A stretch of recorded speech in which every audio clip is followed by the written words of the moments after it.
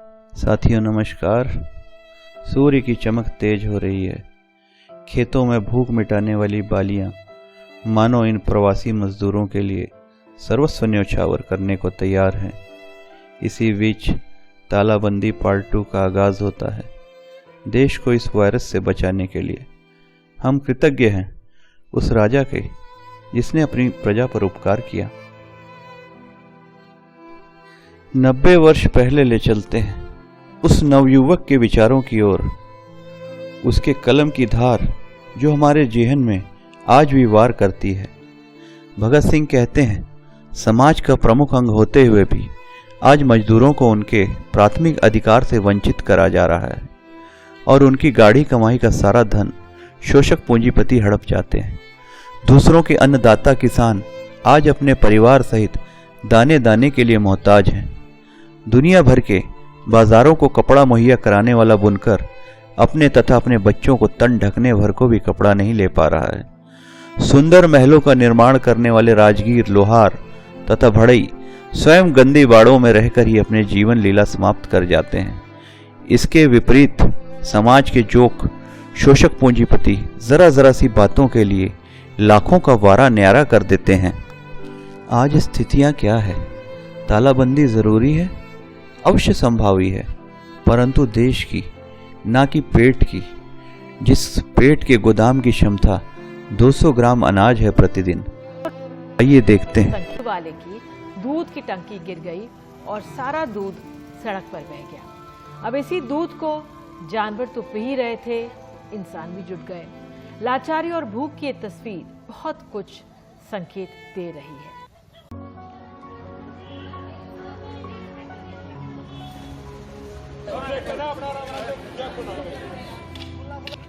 यहाँ खाना 1200 लोगों के लिए आ रहा है और खाने वाले करीब 2000 हैं।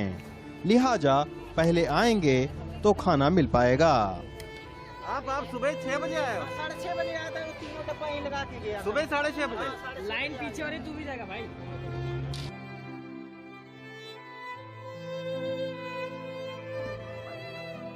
आपको कोई राशन वासन नहीं मिला क्या? कुछ नहीं मिला, कुछ नहीं। हम लोग इधर उधर नहीं सरकार के तरफ से या कुछ मिला। रहने वाले इस पानी के पाइप में जो लीकेज हो रहा है, उसी से करीब 10 मजदूर अपने पानी का इंतजाम करते हैं। एक बाल्टी पानी भरने में करीब 1 घंटे का समय लग जाता है और इसी पानी से नहाने और पीने का इंतजाम किया जा रहा है। नवी मुंबई के घनसोली इलाके में ब्रिज के नीचे रह रहे मजदूर पिछले 1 महीने से इसी तरह गुजारा कर रहे हैं।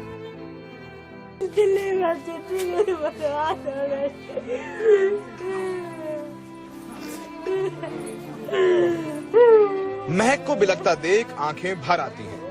महक ने 8 दिन पहले लॉकडाउन के दौरान ही इस बच्चे को जन्म दिया है। ना तो अस्पताल जाने के पैसे थे और ना साधन। 22 साल की महक और इसका पति गोपाल उत्तराखंड के नैनीताल के एक गांव के रहने वाले हैं।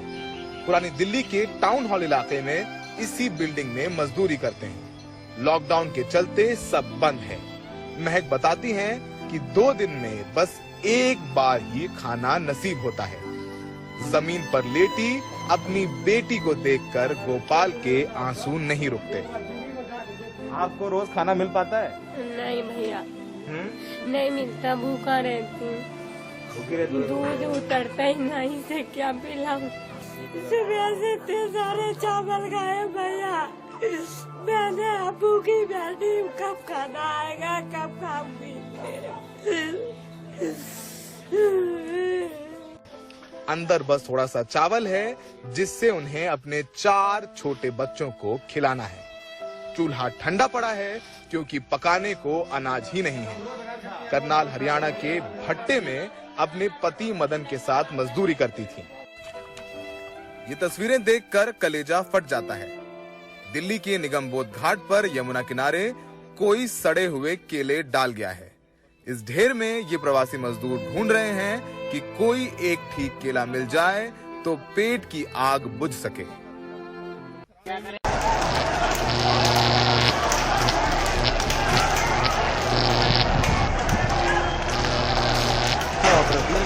वीडियो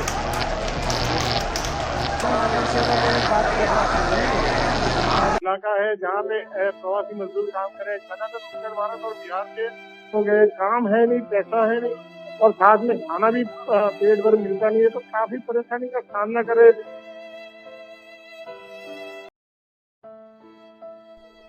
पर आप तो 100 करोड़ गरीबों में नहीं आते, आप 101 से 130 करोड़ के स्लैब में आते हैं, जिन्होंने अपने रसोई का भंडार गृह आने वाले 3 महीने के राशन से भर लिया है, 3 माह की दवाइयाँ इकट्ठी कर ली हैं, मिनरल वाटर और दूध के डब्बे एकत्र कर लिए हैं, पर वह 100 करोड़ तो दूध एकत्र कर रहा है। पर फर्क है इकट्ठा करने का। आपने अपने बच्चों के लिए सेब, केले, अंगूर इत्यादि फल खरीद लिए होंगे, पर वह तो केले एकत्र कर रहा है। पर फर्क है तरीके का।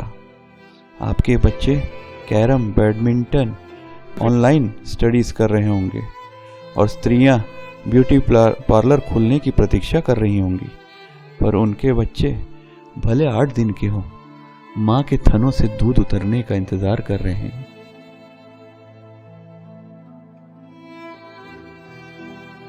कि मां को खाना मिले और उन्हें दूध।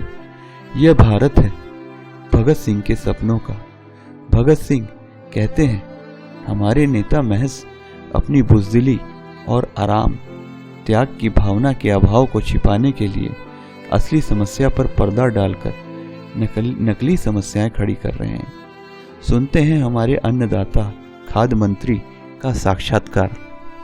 Ramvilas Paswan, who is of course India's food minister, and I began by asking him, मैंने ये सवाल पूछा, रामविलास पासवान जी ये बताइए कि जैसे हमने अभी दिखाया कि आप देख रहे थे कि ऐसे बहुत सारे गोदाम में करोड़ों का आपके पास धान भरा हुआ है और लोग अभी भूख से बिल्कुल त्रस्त हैं, तो क्यों ना आप उसको रिलीज कर दें, उस स्टॉक को स्टेट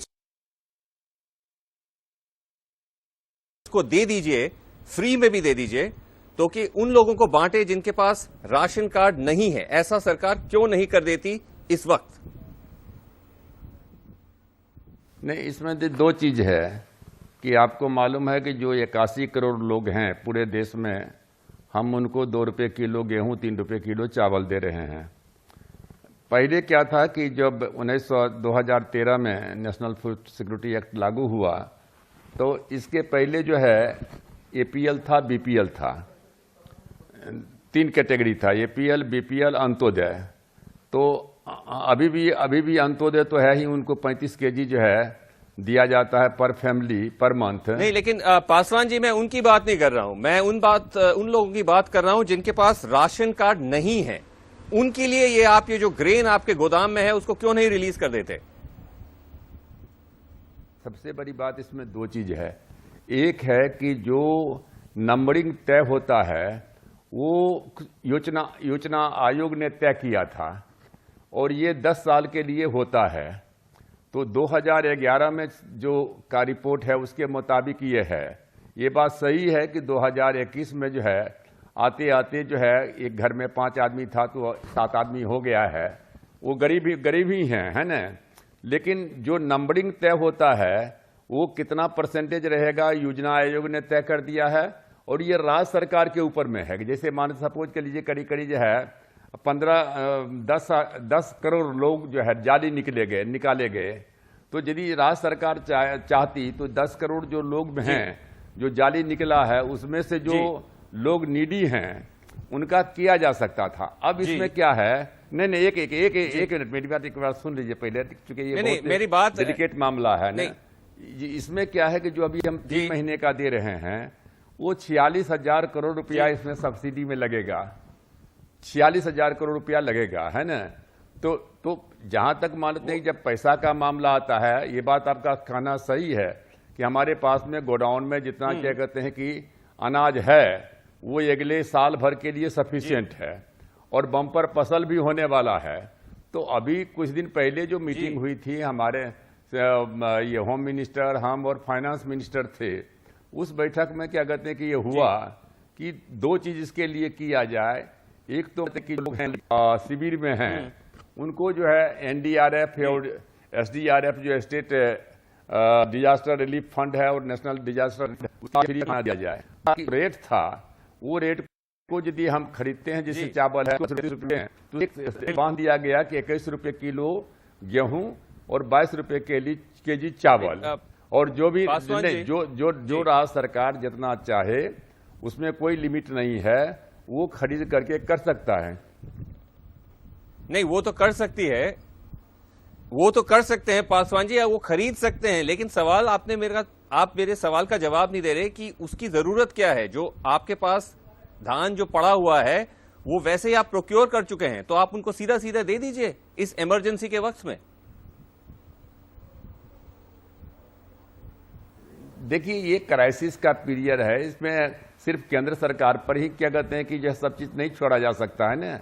राज्य सरकार का भी क्या कहते हैं दायित्व बनता है ना, जिस स्टेट में है उनका भी दायित्व बनता है। आखिर सेंट्रल गवर्नमेंट का 1 लाख मान लेते हैं कि 60,000 करोड़ रुपया हम सब्सिडी के ऊपर में प्रत्येक महीना भारत सरकार क्या कहते हैं कि सिर्फ ये खाद्य पदार्थ पर देती है। तो मानते हैं कि वो जो बर्डन है, जो एक्स्ट्रा बर्डन क्या कहते हैं, जैसे अभी 46,000 करोड़ का बर्डन एक्स्ट्रा हुआ, फिर मान लेते हैं कि और भी है। फिर दूसरी बात है कि ये एक जी, बट जो आप अगर खर्चे की बात कर रहे हैं, तो ये एक इमरजेंसी, मैं यही कह रहा हूं कि ये इमरजेंसी का वक्त है, तो सिर्फ 2 या 3 महीने के लिए इस धान को आप रिलीज भी कर देते हैं, तो उसमें ज्यादा से ज्यादा कितना खर्चा आएगा? नहीं, बहुत खर्चा है। वही तो हमने कहा ना कि हम जो खरीद रहे हैं और जिस भाव से खरीद रहे हैं, और जिस यदि मुफ्त में देंगे तो 46,000 करोड़ रुपया जो है सो 3 महीना का जो है क्या कहते हैं कि एक्स्ट्रा यदि इतना ही उसमें लगेगा। यदि खरीद नहीं क्या कहते हैं कि उसको क्या कहते हैं कि हम क्या कहते हैं कि दे रहे हैं, लेकिन हम 2 रुपये किलो 3 रुपये किलो पर 22 रुपये 30 रुपये खरीद करके और 2 रुपये पर बेच रहे हैं, तो उसमें तो बर्डन आएगा ही। अभी तो 1,60,000 करोड़ से ज्यादा का सब्सिडी है। तो मामला जहां पैसा का है उसमें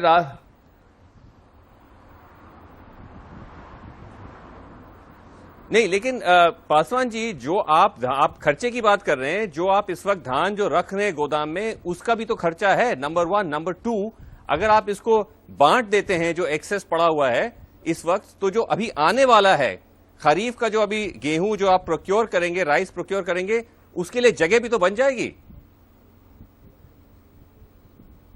नहीं, देखिए, सबसे बड़ी बात है कि एक बात आप ये भी समझिए कि जो क्राइसिस का पीरियड आया, जिसमें लोग रुपया या सोना को तो खा नहीं सकता है, खाएगा तो क्या कहते हैं अनाज को ही खाएगा। यदि हमारे पास में गोडाउन में एक्स्ट्रा चावल दाल नहीं रहता, तो हम कहां से देते लोगों को? तो लोगों के सामने में तो और भी भीषण परिस्थिति उत्पन्न होती। अब ये जो क्या करने कोरोना वायरस है, ये कब तक लॉन्ग करेगा, कब तक रहेगा, ये किसी के हाथ में तो है नहीं। तो आपके पास में जो चीज एक्स्ट्रा है, आप उसको कल खत्म कर दीजिए, तो कल भविष्य में यदि कुछ करने का होगा तो कहां से आप करेंगे?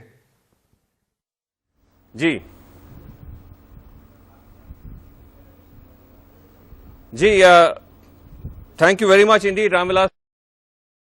सुना ना आपने, साफ साफ सुना। अब तथ्यों से समझिए। FCI food corporation of India, जो भारत सरकार का उपक्रम है, इसके गोदामों में कुल 8,720 करोड़ किलो अनाज का भंडार है। ये मार्च 2020 की स्थिति है, जो कि बफर है 4 गुना ज़्यादा अनाज, आवश्यकता से ज़्यादा। इसका उपयोग जन कल्याण योजनाओं के लिए होता है। बहुत आसान गणित है, आसानी से समझने वाला। FCI के गोदामों में 8,700 करोड़ किलो अनाज। अगर भारत की गरीब जनसंख्या 100 करोड़ माने, तो हर इंसान के हिस्से आता है 87 किलो राशन। मतलब 1 साल का राशन है FCI के गोदामों में आज के समय में। था क्या मुश्किल इसको समझना? इस वर्ष बम्पर फसल होने की उम्मीद है, तकरीबन 33,400 करोड़ किलो। और इस खरीदी के बाद एफसीआई के गोदामों में 10,000 करोड़ किलो से भी ज़्यादा अनाज हो जाएगा। 1.5 वर्ष का अनाज पूरे भारत के लिए, जिसके लिए भंडारण की समस्या है और खर्चा भी है, भंडारण लागत और संभाल व्यय के रूप में 1.5 वर्ष के खाने का भंडार बड़े गोदामों में कैद। क्या मायने हैं इसके? सरकार अगर 10 किलो अनाज उन प्रवासी मजदूरों को दे दे जिनके पास राशन कार्ड भी नहीं है और दर दर भटक रहे हैं, और इन मजदूरों की संख्या अगर 10 करोड़ माने तो सिर्फ 1% अनाज ही एफसीआई का लगेगा और उस अनाज की कीमत बैठेगी करीब 2,500 करोड़ रुपए।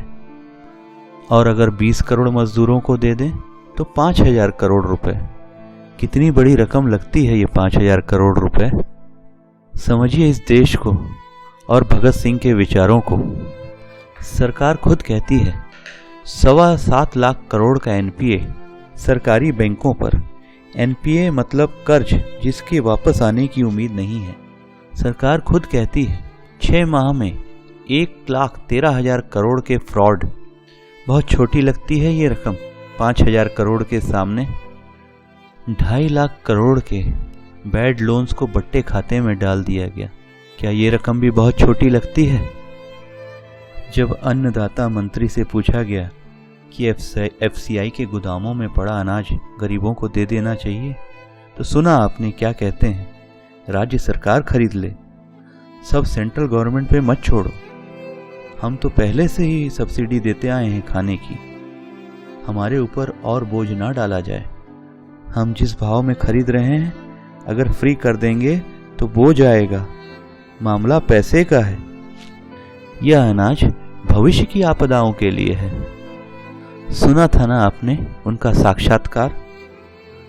भगत सिंह कहते हैं पत्रकारिता का व्यवसाय जो किसी समय बहुत ऊंचा समझा जाता था आज बहुत ही गंदा हो गया है। क्या मायने हैं इसके? आज इस छिले घुटने वाली मीडिया जिसके घुटने किसी दहलीज पर झुकने से छिले हैं, सिर्फ हिंदू मुस्लिम डिबेट्स करने में लगी है या फिर चाइना पाकिस्तान, जबकि उसको हर गली मोहल्ले रोड कस्बे शहर गांव की स्थिति दिखानी चाहिए, लोगों का कष्ट दिखाना चाहिए और उनके कष्टों का निवारण भी। पर वह तो आईटी सेल के साथ साठ गांठ कर हिंदू मुस्लिम डिबेट्स में आपके अंदर के इंसान को कत्ल करने में लगी है। इतनी नफरत उपजा रही है कि हमें गरीब मजदूर की हालत महत्वहीन लगती है, पर दिया जलाने और पटाखे फोड़ने हम आंख बंद कर सड़कों में निकल पड़ते हैं। और अंत में कुछ सवाल और समाधान। क्या एफसीआई के गोदाम गरीब मजदूरों के लिए नहीं खोल देने चाहिए? जिनके पास राशन कार्ड नहीं है उनको 10 किलो राशन नहीं देना चाहिए?